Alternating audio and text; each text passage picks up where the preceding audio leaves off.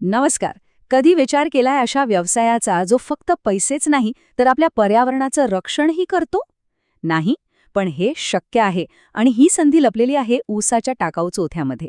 आज आपण ह्याच एका जबरदस्त, इको फ्रेंडली आणि हो तितक्याच फायदेशीर व्यवसायाबद्दल सविस्तर बोलणार आहोत. आपण सगळ्यांनी ऐकलं, प्लास्टिकवर बंदी आली. पण आता प्रश्न हा आहे की पुढे काय? हा प्रश्न आपल्या सगळ्यांच्याच मनात आहे, बरोबर? पण म्हणतात ना, प्रत्येक प्रश्नातच एक संधी लपलेली असते. आणि हीच संधी आहे एका नव्या जबरदस्त पर्यावरणपूरक व्यवसायाची. चला पाहूया हे कसं शक्य आहे. इथे फरक अगदी आरपार दिसतोय. एका बाजूला आहे प्लास्टिक, जे वर्षानुवर्ष आपल्या जमिनीला, पाण्याला खराब करतं.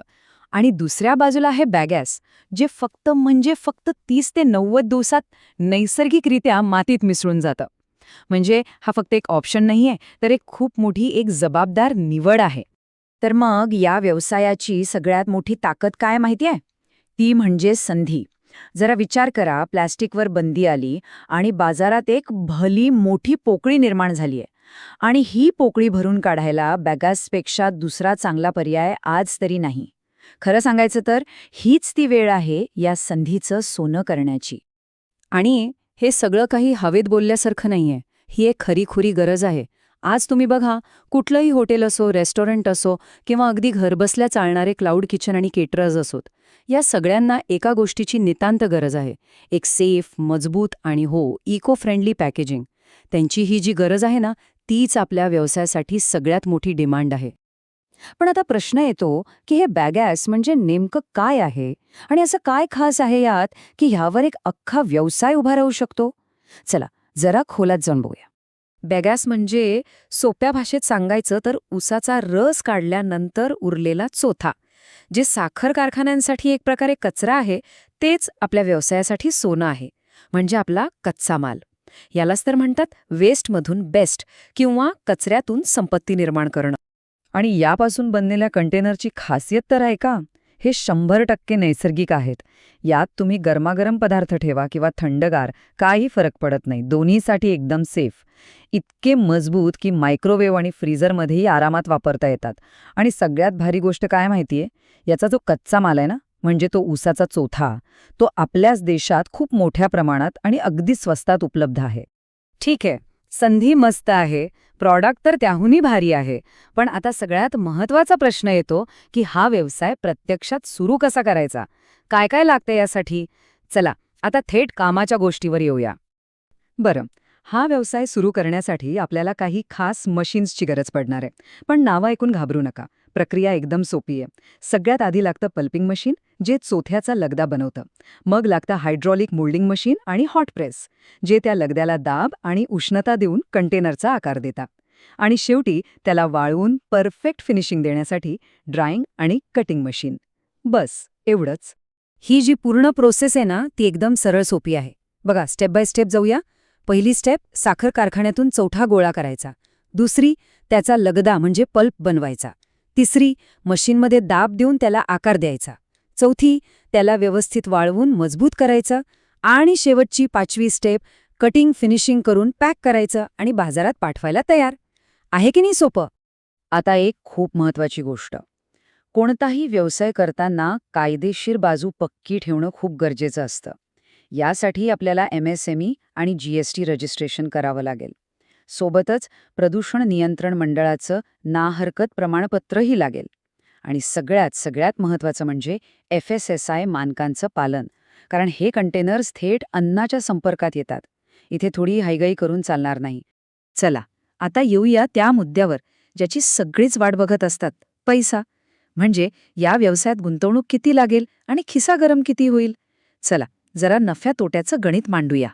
जर आपण एका छोट्या युनिटपासून सुरुवात करायचं ठरवलं, तर साधारणपणे 15 ते 25 लाखांची सुरुवातीची गुंतवणूक लागू शकते.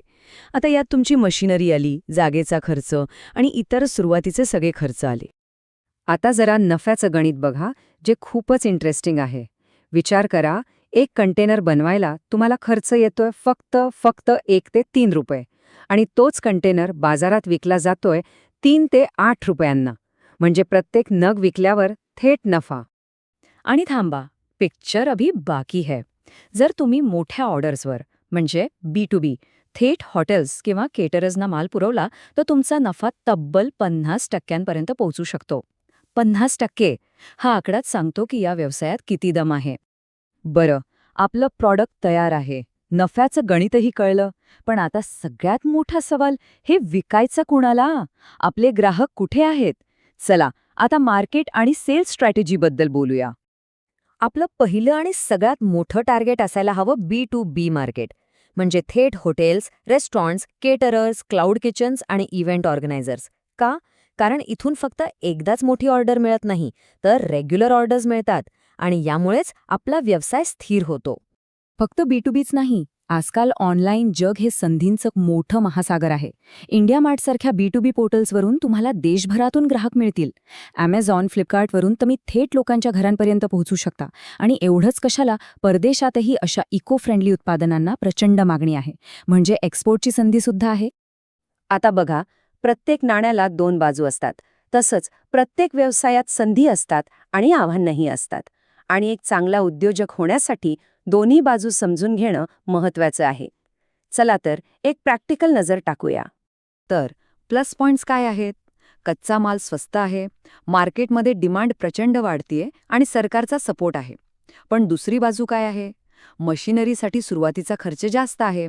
तुमच्यासारखे दुसरेही या व्यवसायात उतरतील म्हणजे स्पर्धा वाढेल. आणि सगळ्यात महत्त्वाचं, प्रॉडक्टची क्वालिटी टिकवून ठेवण्याचं एक मोठं आव्हान आहे. या सगळ्याचा विचार करायलाच हवा. आणि एक गोष्ट लक्षात ठेवा, हा व्यवसाय फक्त डबे किंवा कंटेनर बनवण्यापुरता नाहीये. ही तर फक्त सुरुवात आहे.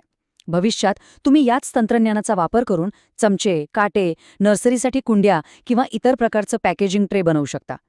तुम्ही दुसऱ्या कंपन्यांसाठी त्यांच्या नावाने म्हणजे कस्टम ब्रँडिंग करून देऊ शकता. म्हणजे सुरुवात एका प्रॉडक्टने होईल, पण यातून एक पूर्ण इको फ्रेंडली ब्रँड उभा राहू शकतो. तर मग निर्णय आता घ्यायचा आहे. आपल्यासमोर एकाच वेळी दोन मोठ्या संधी आहेत. एक, पर्यावरणाचं रक्षण करण्याची आणि दुसरी, एक प्रचंड फायदेशीर व्यवसाय उभा करण्याची. ही संधी आपली वाट बघतीये. प्रश्न फक्त एकच आहे, या हिरव्या पर्यावरणपूरक क्रांतीचं नेतृत्व करण्यासाठी आपण तयार आहोत का?